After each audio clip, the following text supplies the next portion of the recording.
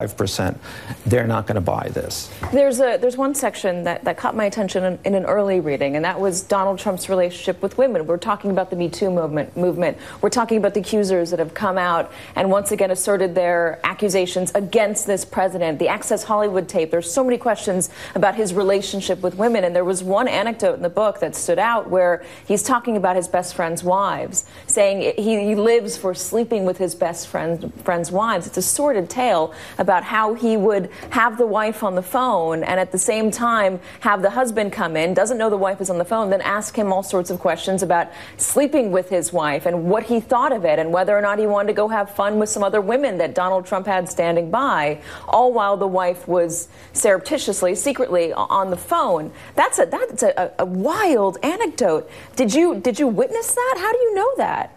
I know this from a close friend of Donald Trump's. Who was a party to that? Who was a party to this, yes. It's pretty wild. Totally. It's completely. What is his relationship with women? It's Donald Trump's relationship with women. How does he feel about women? I mean, from the evidence, we can probably deduce how he feels about women.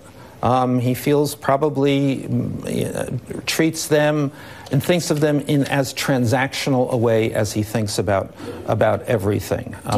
Do you think? I want to get through a couple other ones. Do you think he's sexist?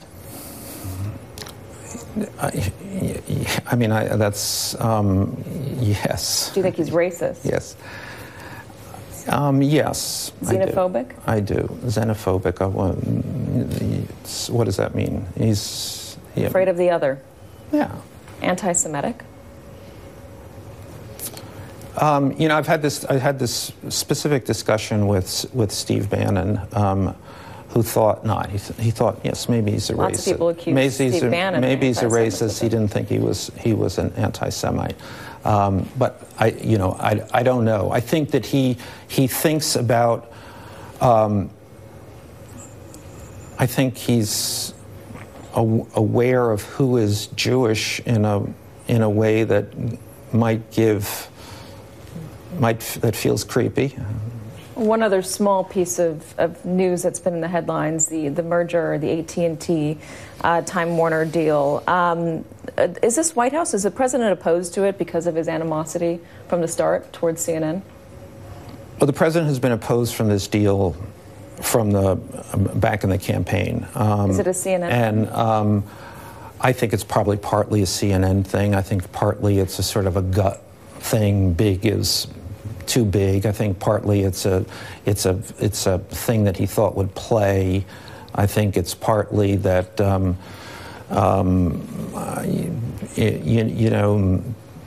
he probably doesn't know the AT&T guys, and he likes his media companies. He likes who he knows. But many times, as I was in the White House, I would say to people, "What about this?" Because I'm a media reporter. Yeah. So I had to do my day job occasionally, and I would say, "What about this AT&T deal?" And they would say, "No way. No way is that going to go." Michael Wolff, it is a fascinating book. Fire and Fury, as you can see. I did read it. Congratulations on the book, and congratulations on the president.